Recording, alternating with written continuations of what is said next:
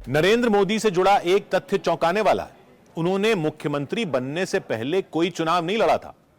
सांसद विधायक तो दूर की बात, उन्होंने कभी पंचायत का चुनाव भी नहीं लड़ा था। नरेंद्र मोदी चुनावी रणनीतिकार जरूर थे, लेकिन उन्हें चुनावी दंगल में इम्तिहान देना बाकी था। मुख्यमंत्री पद संभालने के साथ इस इम्तिहान का काउंटडाउन शुरू हो गया था। नरेंद्र मोदी को इलेक्शन मैनेजमेंट भी देखना था, साथ ही भूकंप से तबाह गुजरात को नए सिरे से संवारना भी था।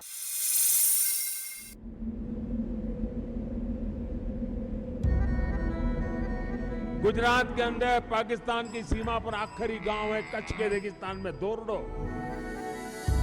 आखिरी गांव को जिंदा कर दिया, उसके कारण पूरा इलाका जिंदा हो गया। मुख्यमंत्री नरेंद्र मोदी ने पहली कैबिनेट बैठक में अपने इरादे साफ कर दिए थे। उन्होंने सरकार के सभी मंत्रियों और नौकरशाहों को कहा था, मैं गुजरात में वनडे मैच खेलने आया हूं, टेस्ट मैच नहीं। नरेंद्र मोदी का मतलब था कि सभी काम तेज रफ्तार में होंगे। बिना लेट लतीफी के भूकंप पीड़ितों के राहत और पुनर्वास का काम करने के निर्देश उन्होंने दिए। नरेंद्र मोदी की पहली प्राथमिकता मानवीय सहायता थी। उनके काम का स्टाइल तब कैसा था, इसे वासन अहिर से सुनिए, जो उस वक्त कच्छ के अंजार से विधायक थे। 8 घंटे तक मेरे घर पर बैठे और पूरे हिंदुस्तान के बहुत बड़े बड़े एनजीओस और देश की सेवाभावी संस्थाओं को इस कार्य में जोड़ने में नरेंद्र भाई ने उसी वक्त, वो और कोई वहीवटी पद पर नहीं थे, वो कोई मुख्यमंत्री नहीं थे, लेकिन उस टाइम पे पूरे रिहेबिलिटेशन का अगर जो टू द प्लानिंग किया हो ना, तो नरेंद्र भाई मोदी ने कच्छ के लोगों के लिए किया। देश विदेश जहां से जो भी आर्थिक मदद मिल सकती थी, नरेंद्र मोदी ने जुटाई। उनके प्रयासों से विश्व बैंक ने 300 मिलियन अमेरिकी डॉलर और एशियाई विकास बैंक ने 500 मिलियन अमेरिकी डॉलर का ऋण दिया।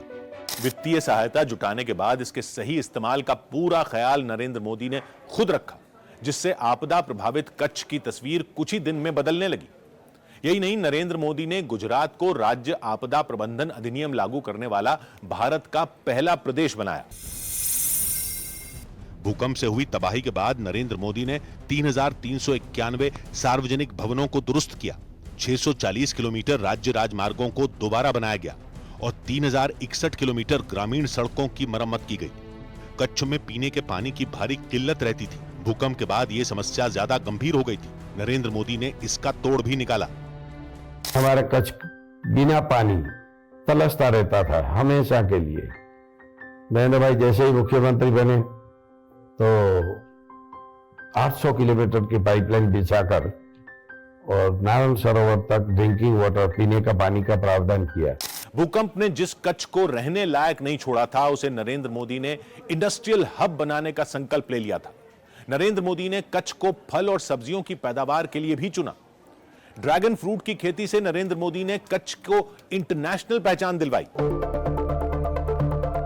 कच्छ के आर्थिक हालात बदलकर नरेंद्र मोदी ने अपने बरसों पुराने एक प्लान को भी लागू किया।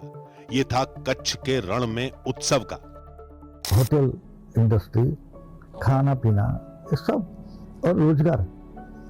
और मैंने एक बार बोला कि साहब मार्केटिंग में, तो अमिताभ बच्चन को बुलाया तो कुछ कहा नहीं, स्वयं वो बोल दिया, यार कच्छ नहीं देखा तो कुछ नहीं देखा। नरेंद्र मोदी प्राकृतिक आपदा में विजेता बनकर उभर रहे थे, लेकिन राजनीति के अखाड़े में उनकी चुनौतियां बरकरार थीं। 2001 में हुए कई अहम चुनावों में गुजरात में बीजेपी को करारी शिकस्त का सामना करना पड़ा था। जैसे राजकोट नगर निगम, अहमदाबाद नगर निगम, साबरकांठा लोकसभा और साबरमती विधानसभा के उपचुनावों में भी बीजेपी को हार का सामना करना पड़ा था। साबरमती की हार ने लाल कृष्ण आडवाणी के लिए खतरे के संकेत दे दिए थे, क्योंकि ये विधानसभा क्षेत्र उनकी लोकसभा सीट गांधीनगर का हिस्सा था। ऐसे मुश्किल हालात में नरेंद्र मोदी को 1 साल के अंदर 2 बार चुनावी अग्नि परीक्षा देनी थी।